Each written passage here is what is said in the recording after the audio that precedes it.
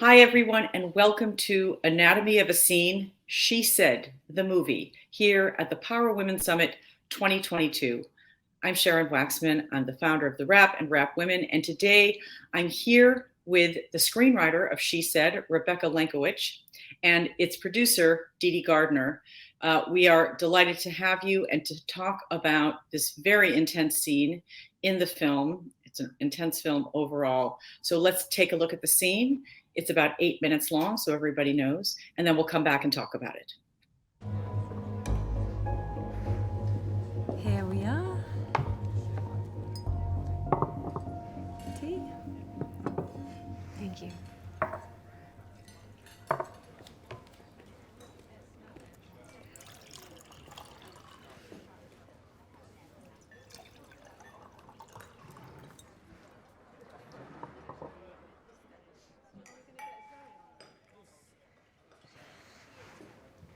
You know, the people have tried to write this story. He kills it every time. We're aware of that. And we're not going to let that happen to us. Are you okay, Zelda? Yes. So, you started working at Miramax when you were 21? Yes. I was an assistant at the London office. And how was it? It was great. But it would shift when Harvey came to town. In what way? Everyone became on call to Harvey. And what would that entail? Script meetings, discussions, and more personal stuff. Like? For instance, I would have to go to his hotel and wake Harvey up, run a shower for him, get him out of bed. He would usually be naked, and he might try to pull me onto him. What did you do? I'd fend him off. I found humour or aggression worked best. Harvey was either excited or furious. You never knew which it would be. Did anyone on the team give you advice about him? Yes. Once one girl told me to always wear my puffer jacket and to always sit in an armchair, never the sofa next to him, which helped. And that's how I knew that it wasn't only happening to me. What was happening exactly? Bullying, emotional abuse. I was just too young to understand it. Harvey wanted people to submit to him. And if they didn't? Well, then he'd roar and he'd spit. He could destroy someone in seconds. Were you scared of him?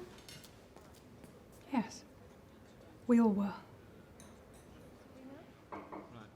So 3 years into this, you were at the Venice Film Festival. I resigned after that. What happened? I can't tell you all of it. What can you tell me?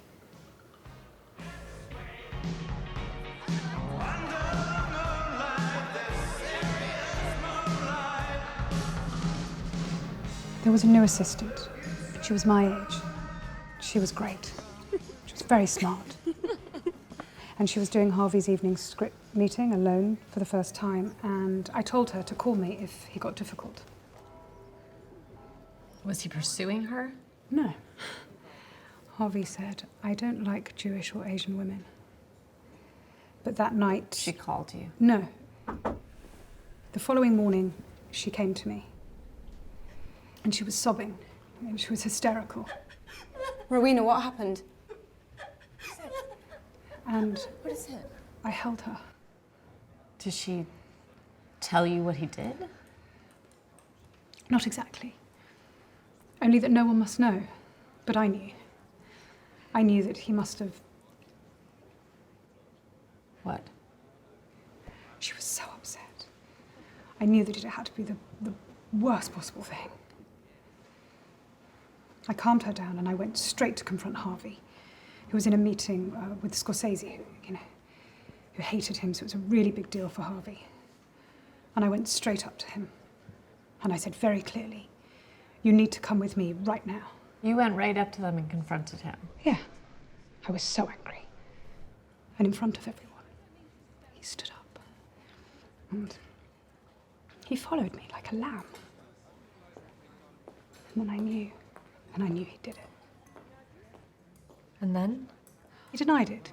He said, "I swear on my wife and kids' lives that I did not assault that young woman." And then I knew that he was lying. He always used that line as a get-out-of-jail-free card, always. Did the assistant report it to the police? She told no one. We came back to London. We both resigned. I told my direct superior, who suggested we get ourselves a good lawyer. I had no idea where to get one. I found a company close to the office, and then I thought it would be simple. Criminal proceedings. But our lawyers said we had no chance. And the only thing to do was to agree to a settlement. And I said categorically no. That no money should change hands, and that we just wanted to stop him. And no UK police were involved? We had no case. We had no evidence, no police report from Venice. And you see, with rape, it is impossibly difficult to get a prosecution. And the lawyers kept saying damage limitation was the only way to go. So I said, all right then. We have our own very real demands, conditions that Harvey would have to meet if we were to sign. And what were those conditions? We demanded that if Harvey had another settlement within 2 years, that it had to be reported to Disney, or else he would be fired. Another was that he would go to therapy, with me present initially so that he couldn't lie to the therapist. We demanded that HR would put in a system to protect the women and staff. And it felt like if we could achieve all of those, then that's what our silence was paying for, that we were paying for him to stop. So we signed, and they had their own insane conditions for us. What were they? I tried to commit them to memory. They wouldn't give us our own copy. What? I was only given visitation rights to my own settlement. That's incredible. But you memorized them. I asked for letters too, which stated some of the conditions. One said, we will make best endeavours to not help the police in a criminal or civil case. We weren't allowed to talk to our family or a doctor. So finally we signed. They gave us some money. And I felt completely broken.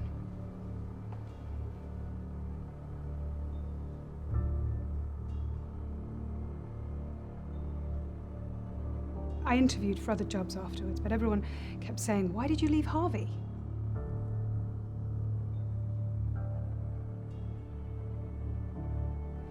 They all assumed that I'd been with him, you know. It was horrible.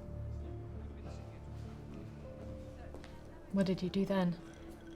I went to visit a friend in Guatemala, and I stayed for 5 years. I had no chance of ever working in film again. I mean, I couldn't speak freely. So I worked with horses.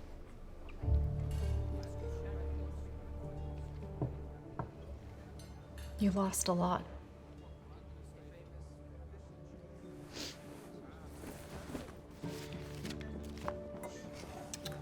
These are the original letters. I had to have their permission if I wanted to contact a therapist or speak to an accountant. I was never to speak to any other media now or hereafter existing about it. Jodie, this is bigger than Weinstein. This is about the system protecting abusers. I want you to take these. And I want you to use them.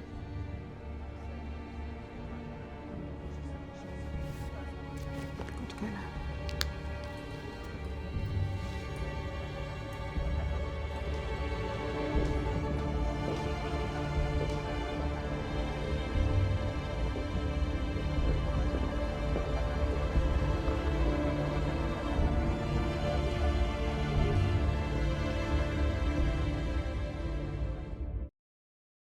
Okay, well, we're back. Welcome, Rebecca, and welcome, Dede, coming to us in this conversation from London. Thank you so much for making the time. Thanks for having us.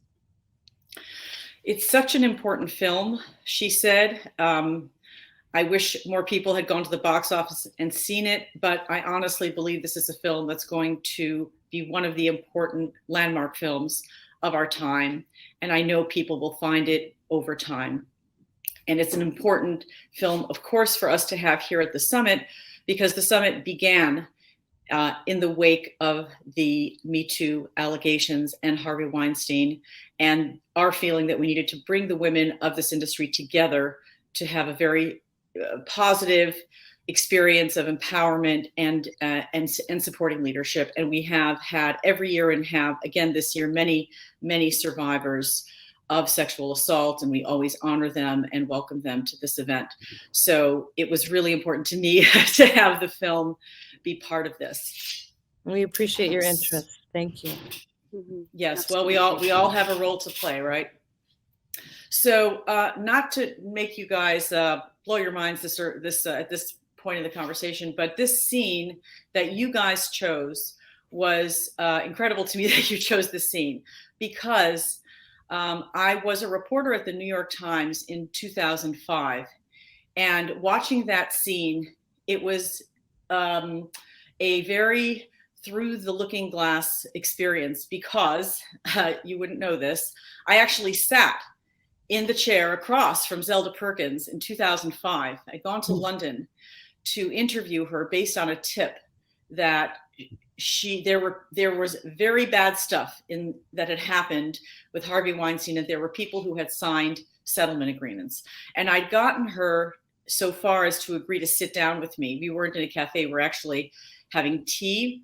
And it was one of the most frustrating hours of my life, because in the beginning of this scene, Zelda, played by Samantha Morton, says, other people have tried to get the story out and have never gotten it out. Like, why should I believe that you, Jodie Cantor, played by Zoe Kazan, are going to get it out?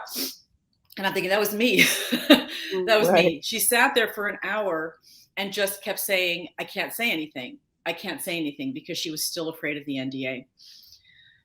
So scene has particular poignancy and sadness to me, because we're talking 12 years later, finally, when she sat down and made this very important decision to break her NDA and tell her story and Rowena's story.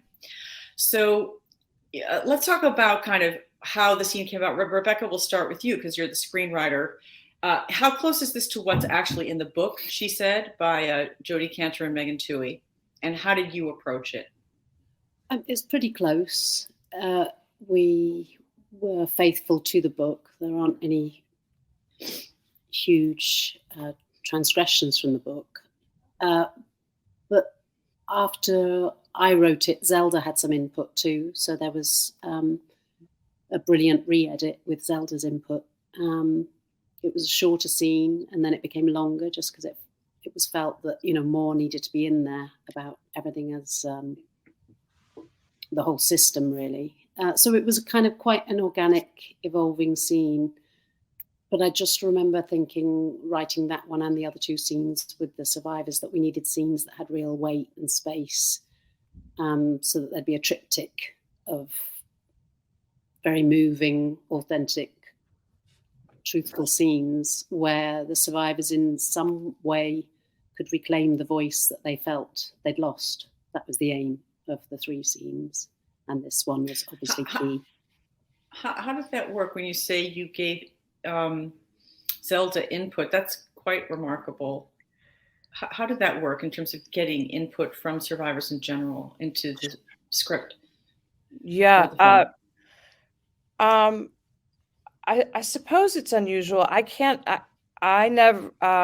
imagine doing it any other way. From the very beginning, they were part of the process. Rebecca and I knew from the beginning that we wanted to showcase Laura and Zelda and Rowena, and it was a specific choice, I think, to move away from more famous people, and also to use what happened to them to show the destruction wrought on very young lives that were full of hopes and dreams. And then, so I met with all three of them very early in the process, when Jodie and Megan were still finishing their book, quite honestly. And then once we had a script, we went back to them for their input on each of their respective, parts, scenes. And it just felt essential to do that. I can't really fathom not doing it. Of course, it comes with risk, but yeah, I don't know. I think Rebecca, right? We just really they were our partners, and we trusted them, Absolutely. and so it's unusual, obviously, to have a 10-minute scene in a movie. Right. That too. I mean, it really, that's what Rebecca was saying. It's paced pretty slowly, maybe even like real time almost. Well, I think we just believed, once we had Zelda's input, it had grown longer. And I think we just trusted, you know what? We're going to have these amazing actors play these parts. And what's being exchanged is monumental, and it's going to work. And I think it does work, but it was a bit of, there were some people to just say, trust us, it'll be okay. And I think you never did this. You never did a shorter version of the scene. It was always this length. Yeah. Yeah. This was the scene in the final draft of the script. Yeah. Yeah. So, okay. Were you guys both there when it was shot, or we actually were? Yeah, you were there. We were. And we were both there. Yeah. So, tell us what you can about the mood on the set and where you were. Kind of put us there a little bit. I came later in the day, and it was just an incredible for me because Samantha Morton I'd grown up with her as a kind of just amazing actor. Yeah. And it was just fascinating to see it, but fascinating too because I'd met Zelda and had a long, long talk with her about everything, and just seeing it evolve into a scene was pretty incredible. Yeah. And Dede, you were there from the start, weren't you, of the day? You were there all day? Yeah. I mean, I think everyone was honestly just excited because it was Samantha Morton's one day with us. And we were so excited that she was in the movie. And it was maybe the very second to last day of the shoot. Was it in London? Yeah. It was in London. It's in London? I didn't realize Samantha Morton only worked on the film one day. That is incredible. Yeah. To come in for that. Wow. I know. And recently someone said to her, in an interview, they said, why would you do, this? That's not, where you're.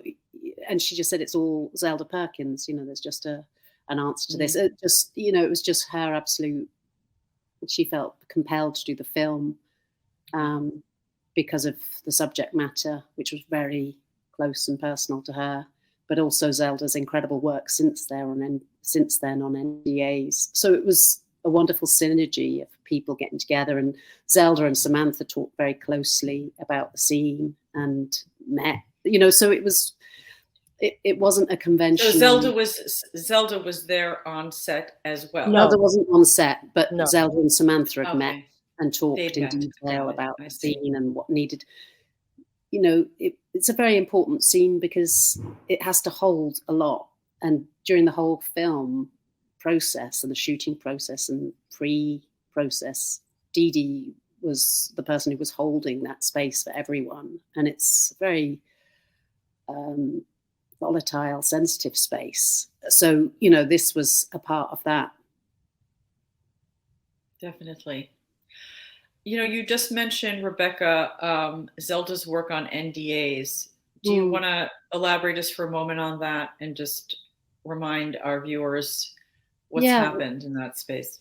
Well, Zelda is campaigning for the abolishment of non-disclosure agreements, which are primarily the NDAs that are associated with sexual assault, which just silence the space around predators. And a lot of the film is about that. And she has a brilliant campaign called Can't Buy My Silence, and is so hugely passionate about the fact that this system has to change, that it's systemic, that women suffer because their silence is bought and because they feel they have no choice in settling. It's funny because I can't help but think back to, and we're now almost 20 years on from that moment when I met her, and how at the time she must have been struggling internally so mightily to want to show up to a New York Times reporter's inquiry, but then feel so terrified to not break the NDA and think, what can I do? I mean, this is like a classic example. There was nothing I could do with that, anything. I ended up writing another story, et cetera, and of course had no idea that we were talking about rape at the time either. All I knew was that she had signed something because something happened. Well, you really can't do anything with that. Certainly not without her consent. So even back then, when I think about her, she was just felt it was wrong what had happened to her, but she was just terrified back at the time. And she must have gone through some really incredible evolution as a person to come to the decision to break it, and then now to be an activist to free other people from that. Yeah, and she had a seismic interview on Newsnight, which is on every night in Britain, with Emily Maitlis, the most incredible journalist. And, so at governmental level, Zelda has been fighting. And this film is very much part of her toolkit now. I wanted to ask each of you, was there a particular reason, apart from, in general, we all recognize this issue is important, but was there a personal reason that each of you wanted to be involved with this film? I mean, yeah, sure. That terror that you're talking about, that you saw when you were interviewing Zelda, that's a real thing. I encountered it over and over and over and over and over again. And the terror was so profound, and I found it so pervasive. Like even people that I know well, and who I sort of presumed were just these incredibly strong, formidable, brave women. And they are, after this story broke, would tell stories and talk about sleeping with like a baseball bat under their beds, and just the terror was so sheer and so just so experienced by so many people. I felt and I wanted to do it for that reason, and also I wanted to honor Jodi and Megan's work, and to just show how hard it is to actually get a publishable story, that the bar is really that high. And these are people who work so hard, and I don't know, just to try and move the universe a millimeter or something. Yeah. Yeah, that's how it goes, by millimeters. And then by an avalanche. Just remind you that Harvey is still, the jury's still waiting on a verdict for him. By the time we show this, there'll be a verdict on his second rape trial. So just pretty remarkable. Rebecca, did you have some personal connection here, or talk a bit about? Absolutely, in terms of being a woman. It's not, Hollywood is not my world, and I do know someone who was personally affected by Weinstein, who lives in London. But more than that, I know many women who have been subject to sexual assault and sexual abuse, very close to me. And so I felt very honor bound to write something that would be a good testament, to that subject. And also the other half of it is about women working, just to show these deeply impressive journalists, Megan Twohey and Jodi Kantor, at work and being mothers, which I don't think is represented very often on screen, and certainly not in an authentic way. So those two halves were very important, just to fight against abuse, and also to honor women just who work. Mm-hmm.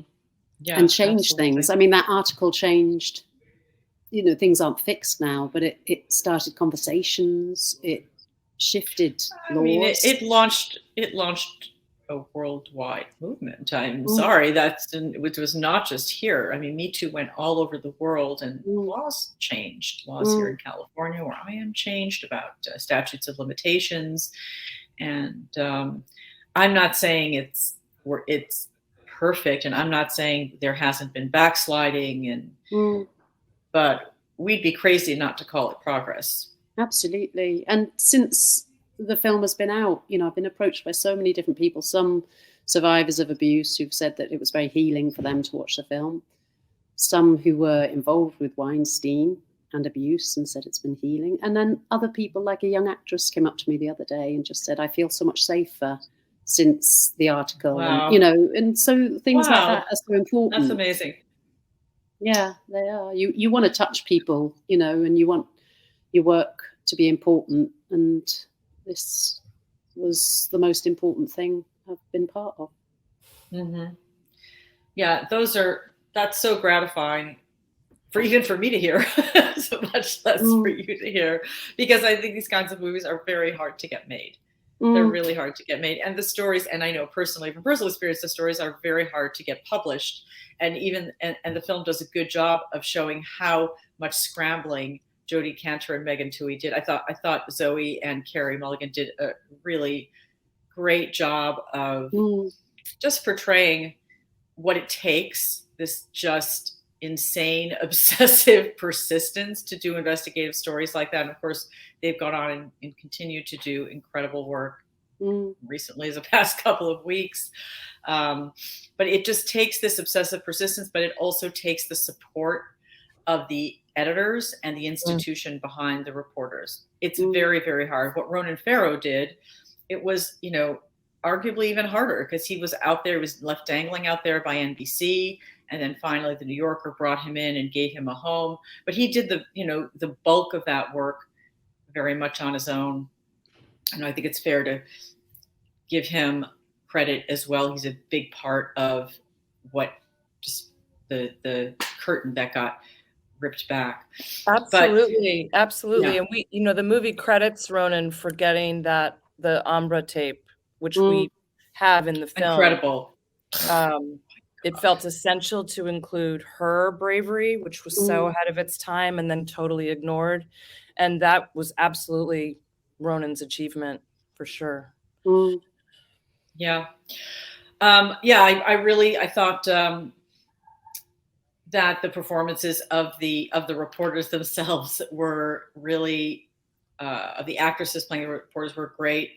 Were the reporters, were Jodi Kantor and Megan Twohey, were they on the set at all during this, or it was like, this is our book, we wrote it? They visited. Yeah. I think Jodi twice and Megan, and as well as Rebecca Corbett once.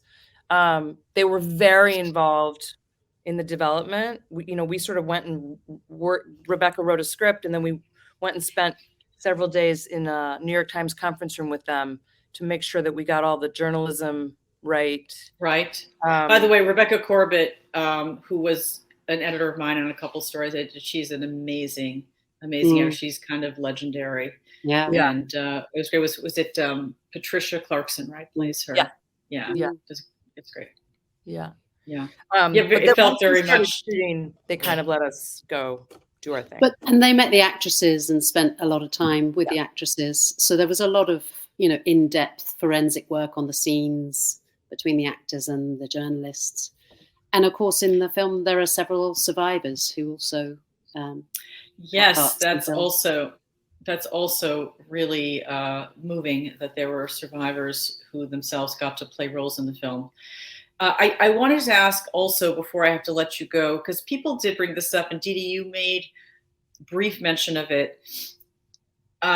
There's clearly a decision from the start to not focus on the very famous women who had these interactions with Harvey, because it would have been in some ways logical and in some ways like an easier headline to say, like, you know, Gwyneth Paltrow, more Ashley Judd, Mira Sorvino, Rosanna Arquette, Asia Argento. I'm just naming women. They themselves have identified themselves. I'm not outing anybody here, but it might have been an easier, like, sizzly. I don't know. And it sounds like you made a decision to focus on a different category of women, and I'd love to hear the thinking around that.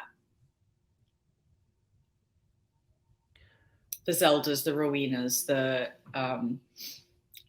Lauren O'Sullivans. You were focused on them from the very beginning, right, Rebecca? Yeah, I mean, they're very much in the book. You know, it's very much the backbone of the book is getting to these three incredible women, Laura Madden, Rowena Chu, Zelda Perkins, to get their information. And within the film, it felt like those were the three stories and Ashley Judd's that we would focus on. And it was very much a decision. I mean, things like going to Gwyneth Paltrow's house, it just felt rhythmically right to get there and then leave with information. You know, it wasn't a huge, and Gwyneth was very supportive of the film and of the journalists, you know. It just sort of built and built, really, who wanted to be a part of it, who was going to be involved. Lauren O'Connor read her own memo in the film, you know, things like that. And I suppose we wanted it to feel like a film that was not exclusively about Hollywood, and that it was broader than that in terms of every woman, you know, so that it's not so ultra glamorous that people feel, you know, they're looking at a different world and a different lens. That was the ambition. Yeah, that's a great answer. Well, thank you so much, Rebecca Lenkiewicz and Dede Garner, for joining us here at the summit to talk about She Said. It's a remarkable film. If anyone who's watching this hasn't seen it, I'm sure you now will go and see it. It's gonna, as I say, it's a difficult film. It's an unusual film, not the kind of film I would have guessed that Hollywood was prepared to make so soon after a traumatic experience like this. And, you know, bravo to you guys. It's really, really well done. Sharon, thank you so much. Appreciate it. Thanks, Sharon. Brilliant.